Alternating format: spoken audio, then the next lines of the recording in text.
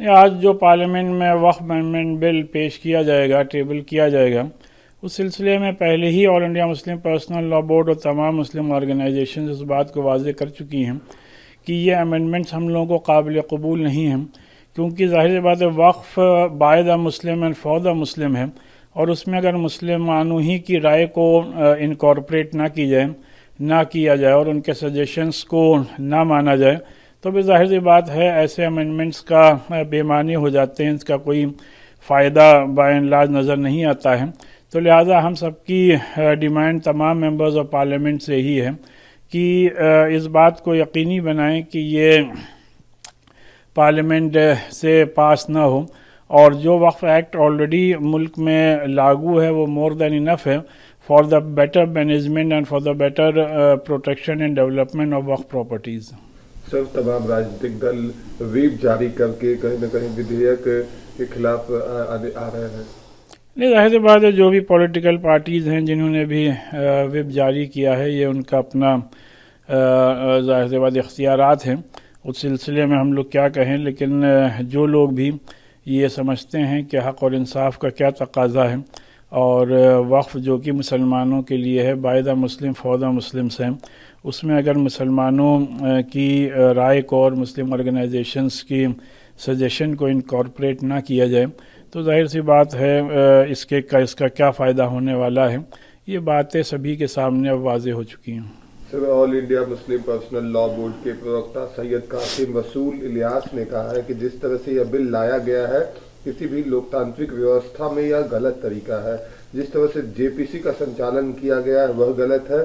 समिति में अन्य सदस्यों को नहीं सुना जा रहा है। यह बिल संविधान विरोधी है, यह भेदभाव पूर्व बिल है। नहीं, ये बात सही है कि जिस तरीके से हम लोगों ने तमाम बातें पर्सनल लॉ बोर्ड ने भी और मुख्तलिफ मुल्क मुस्लिम ऑर्गेनाइजेशंस ने कमेटी के सामने रखी, तो मीटिंग का मकसद ही यही हुआ करता है, कंसल्टेशन का मकसद ही ये हुआ करता है कि जो बातें कंसल्टेशन में आई हैं और जो राय स्टेक होल्डर्स की तरफ से आई है उनको भी सुना जाए, और न सिर्फ ये कि सुना जाए बल्कि उनको भी कानूनी शक्ल दी जाए, जो कि अफसोस की बात है नहीं हुआ है।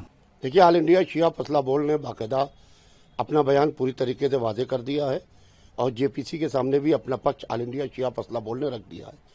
जिस तरीके से बिल को आज टेबल किया जाना है और 8 घंटे इसके ऊपर बहस होना है, तो अभी देखते हैं, बिल को आने दीजिए।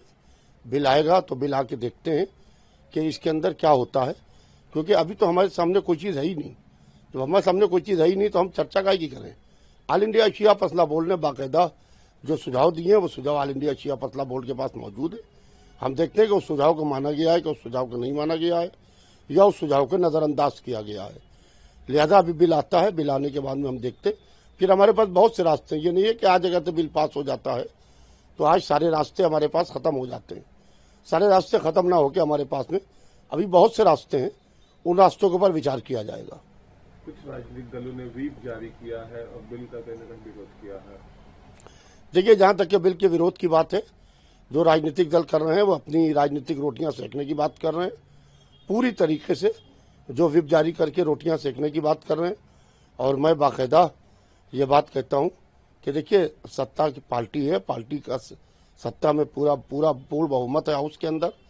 लिहाजा जब पूर्ण बहुमत है तो मैं ये समझता हूं कि इसके ऊपर उधम चेकड़ी करने से कोई फायदा नहीं है। बिल पूरी तरीके से पास हो जाएगा।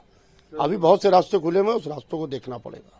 Sir, all India Muslim personal law board के प्रवक्ता सैयद कासिम रसूल इलियासी ने कहा है कि जिस तरह से यह बिल लाया गया है, किसी भी लोकतांत्रिक व्यवस्था में यह गलत तरीका है। जिस तरह से जेपीसी का संचालन किया गया है वह गलत है।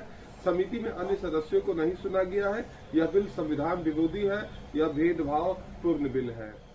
देखिए, जहां तक कि all India Muslim personal board का सवाल है, मुस्लिम पर्सनल बोर्ड अपनी राय रख रहा है, और मुस्लिम पर्सनल बोर्ड ने प्रदर्शन किया पूरी तरीके से, मगर उन्होंने अपनी पूरी राय जो रखना चाहिए थी प्रेस कॉन्फ्रेंस करके वो नहीं रखी। आज जिस दिन बिल टेबल होने जा रहा है, बिल पेश होने जा रहा है, उस दिन वो अपनी राय रख रहे हैं, तो उस वक्त उनकी राय को कौन सुनेगा। ये कम से कम 1 हफ्ता 10 दिन पहले की बात थी कि 1 हफ्ता 10 दिन पहले प्रेस कॉन्फ्रेंस करके बाकायदा अपनी राय को रखना चाहिए था। मगर अब ये बिल आ जाने दे, जब बिल आ रहा है तो उसके बाद में देखते हैं। अभी हमारे पास सुप्रीम कोर्ट का दरवाज़ा है, सरकार से पुनः विचार का दरवाज़ा है, बहुत से दरवाजे हैं, उन दरवाजों को अभी खटखटाया जाएगा। लिहाजा इस पर घबराने की और परेशान होने की जरूरत नहीं है। मैं उम्मीद रखता हूं कि इंशाल्लाह वक्फ संशोधन बिल पार्लियामेंट में आज पास हो जाएगा और मैं खुदा से यही दुआ करता हूं कि अल्लाह इसको पास करा दे ताकि मुसलमानों की गुर्बत का खात्मा इस बिल के जरिए हो जाए। चूंकि हमारे बुजुर्गों ने वक्फ की थी जमीनें, इसलिए वक्फ की थी कि गरीब, कमजोर, लाचार, यतीम, बेवा मुसलमानों की इससे होने वाली आमदनी से मदद होगी, उनकी खुद किफालत होगी, उनकी तरक्की होगी, उनकी फलाह व बहबूद के लिए काम होंगे, उनके जन कल्याण पर ध्यान दिया जाएगा। मगर ये सब ना होकर के वक्फ बोर्डों के चेयरमैन, मेंबरान और संबंधित अधिकारियों ने भूमाफियाओं से मिलकर के करप्शन किया, खूब वक्फ की जमीनों को लूटा, खसोटा और वक्फ की जमीनों को बर्बाद कर दिया।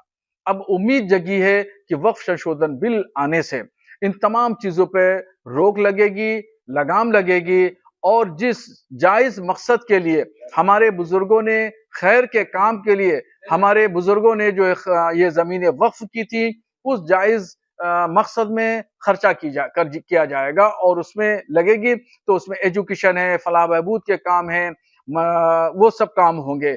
और इससे जो लोगों मुस्लिम पर्सनल लॉ बोर्ड और खास तौर पर ओवैसी साहब मुसलमानों को डराने धमकाने का काम करते रहे और उन्होंने मुसलमानों के दरमियान बहुत गलतफहमी पैदा की और ये कहा कि मस्जिदें छीन ली जाएंगी, मदरसे छीन लिए जाएंगे, खानकाहें छीन ली जाएंगी, जबकि इस संशोधन बिल से ऐसा कुछ होने वाला नहीं है। मैं मुसलमानों को यकीन दहानी कराना चाहता हूं कि वक्फ संशोधन बिल से न डरने की कोई जरूरत नहीं है। मस्जिदों को, मदरसों को, खानकाहों को, ईदगाहों को, कब्रिस्तानों को कोई खतरा लायक नहीं है, बल्कि इससे और तरक्की मिलेगी। और मेरा दावा है कि अगर वक्फ की प्रॉपर्टीज से होने वाली आमदनी जायज तरीके से गरीब, कमजोर मुसलमानों के लिए खर्चा की जाए तो मेरा दावा है, चैलेंज है कि पूरे हिंदुस्तान से कोई भी मुसलमान गुर्बत ज़्यादा नहीं रह जाएगा, मुसलमानों की गुर्बत खत्म हो जाएगी।